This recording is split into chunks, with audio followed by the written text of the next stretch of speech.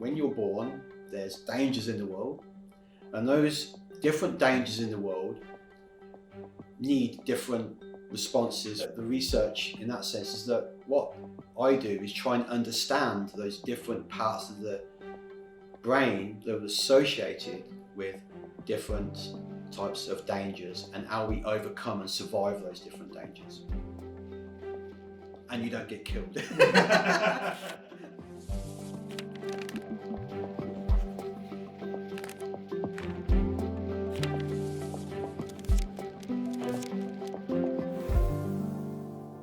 My name's Dean Mobbs. I'm a professor here at Caltech, and I study fear and anxiety in humans. You know, when we talk about fear, where is fear in the brain? Well, most people would have said, oh, the amygdala. Like, well, fear isn't in one region of the brain. It's represented in distributed defensive circuit. First of all, what we want to do is begin to think about the natural conditions that give rise to different types of threat and different defensive responses.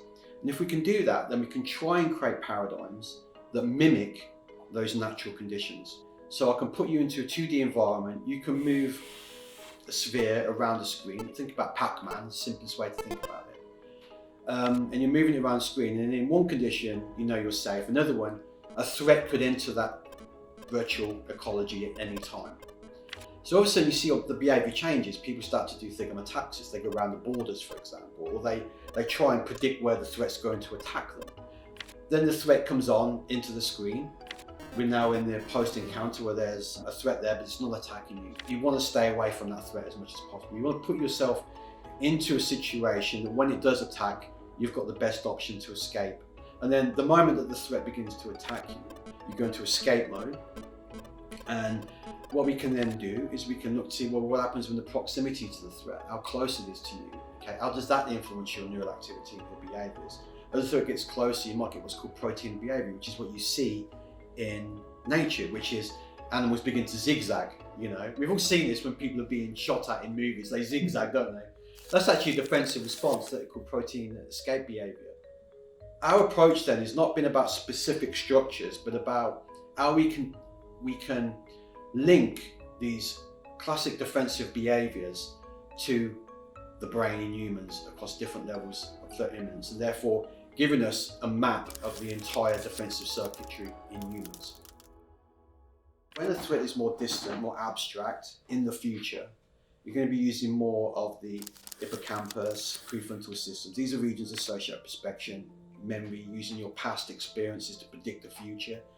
And then, as the threat comes closer, you see a switch into these reactive systems, regions such as the paracaudal grey. Now, the paracaudal grey is a region that if you stimulate different columns in rodents, it will elicit different defensive responses: freezing behaviour, flight behaviour, fight behaviour.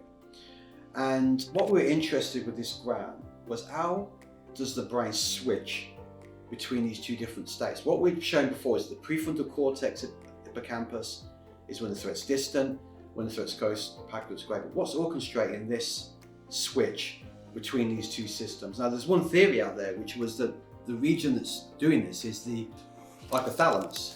So for this gram, we want to say, well, let's focus in the hypothalamus now, and let's look at when the subjects are told to switch between an hunting state, when they're hunting a virtual prey, like a dot in a maze, versus when they're switching to an escape response. All of a sudden the dot begins to attack them.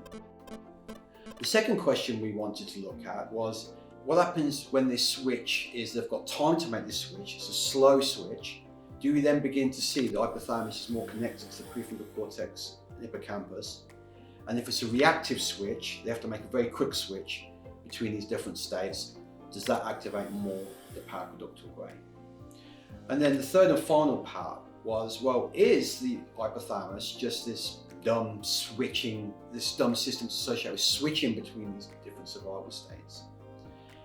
Or does it coordinate these responses? Can you predict from the hypothalamus, using machine learning, can you predict from activity in the hypothalamus if, or how well those subjects are going to perform when they're hunting and when they're escaping from the threat?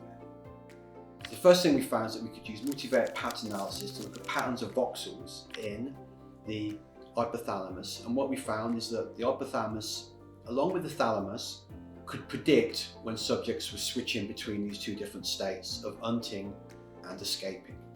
The next was, can we take those voxels from the hypothalamus and predict from them how computationally adaptive or efficient they will be when they're being chased or when they're actually hunting or attacking a threat? And yes, we could. We could predict how good they were going to be in the subsequent behavior. So it seems to be from us that the hypothalamus is not just making the dumb switch between survival states, but it's coordinating them states when they have to perform those actual actions. The biggest challenge is that the more complex you get with these type tasks, the more difficult it becomes to control them. And you have to allow for a little bit of noise in there because the real world is noisy. So sometimes when we do these experiments, Pavlovian conditioning and even using threatening stimuli, they're so well controlled that we then localize specific parts of the brain associated with those types of threat, but we really fail to try and understand how they're interconnected with a global defensive circuit in the brain.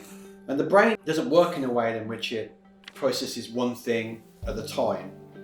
So each of those systems are interconnected with each other. You can't really look at them in isolation because it's the whole system that tells you what an adaptive behavior is or what's going wrong with certain clinical disorders. You need to understand the whole system and how they interact with each other.